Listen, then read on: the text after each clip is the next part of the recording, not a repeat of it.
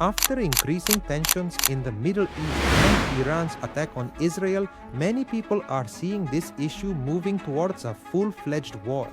Meanwhile, a large group also believes that if this war starts, it won't take long for the situation to escalate to World War III. But is this really going to happen? On the 1st of October, Iran surprised the whole world with its second direct attack on Israel this year. The first attack was carried out in April 2024, involving drones and cruise missiles.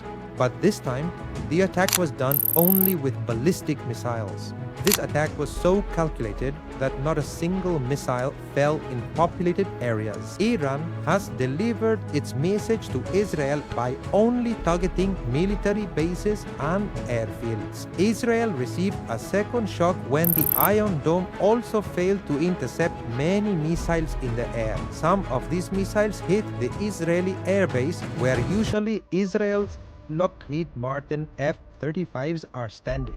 Satellite images have also confirmed that an Iranian missile fell exactly over the hangar. Now the world's eyes are on Israel. Everyone wants to know whether Israel will indeed retaliate or not. If a full-scale war starts between Israel and Iran, what might be the moments that could easily turn this war into World War III? And the most important question is, if this war happens, then many Western countries will stand with Israel, but who will support Iran? Spectators, today the Middle East is once again on the brink of a deep and a devastating war, where two powers are become face to face. This is considered the most dangerous moment for the entire region. Both powers, who have been fighting indirectly for the past 45 years, are now face to face.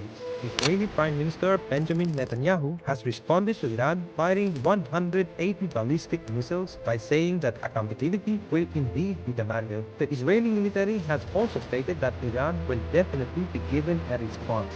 The decision of when, where, and at what level the attack will now be made by the Israeli government. The last time, when in April 2024, Iran made the first direct attack on Israel, the United States advised Israel to stay silent. But this time, there is no silence like there was last time. This time, Israel's Iron Dome seemed to fail to a great extent. But after spending billions of dollars, how did this happen?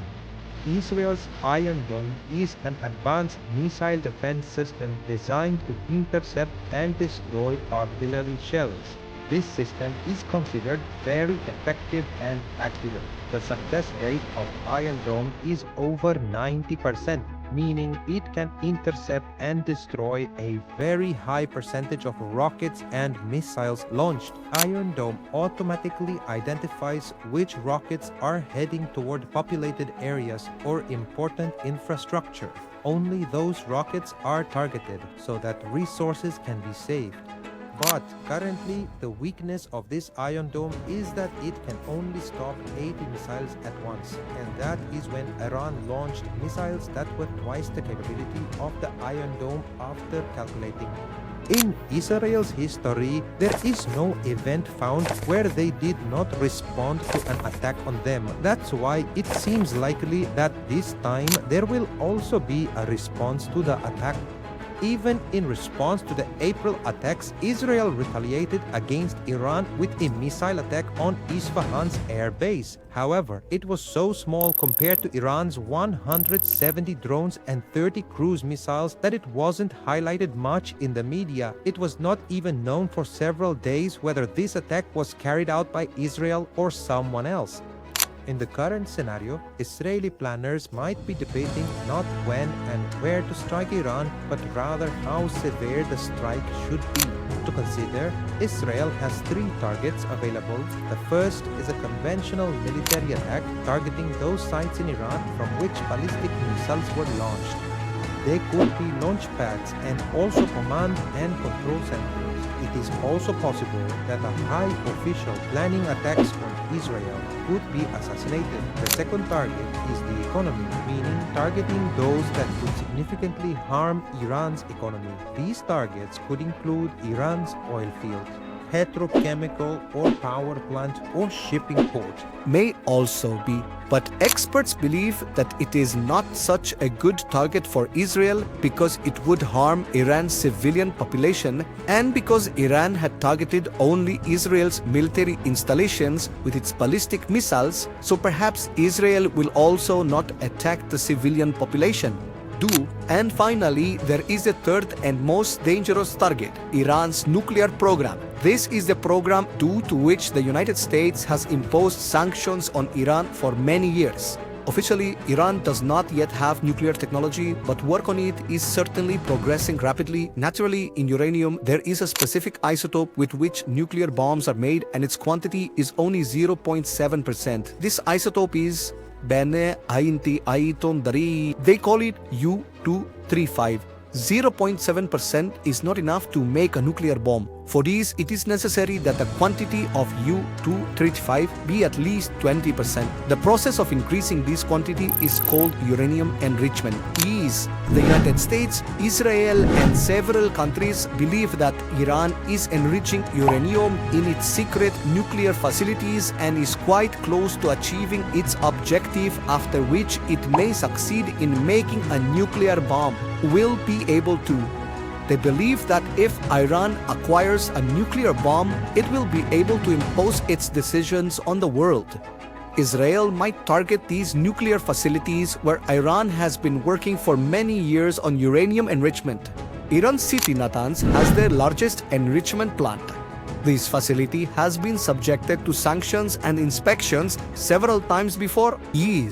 The second facility, which seems most dangerous, is built inside the mountains near Fordo village with the main purpose of protecting the facility from airstrikes. But apart from these two, there are several other nuclear sites in Iran that might be targeted by Israel. Could be. Attacking Iran might not be such a big issue for Israel, but the consequences could be more dangerous. Iran claims that by attacking Israel, they have avenged the death of Hezbollah leader Hassan Nasrallah in Beirut and Hamas leader Ismail Haniyeh in Tehran. This means now the account is settled. The Iranian President Masoud Pezeshkian says that what we have done is just a small glimpse of our capability. If the Zionist regime of Israel even tries to respond, then Iran will resort to unconventional methods. Will come. If we see Iran's military and air force are both quite weaker than Israel's, and their air defense system is also not capable of stopping Israel's missiles. And all this is because Iran has been facing international sanctions for many years. In simple terms, international sanctions are imposed to punish any country.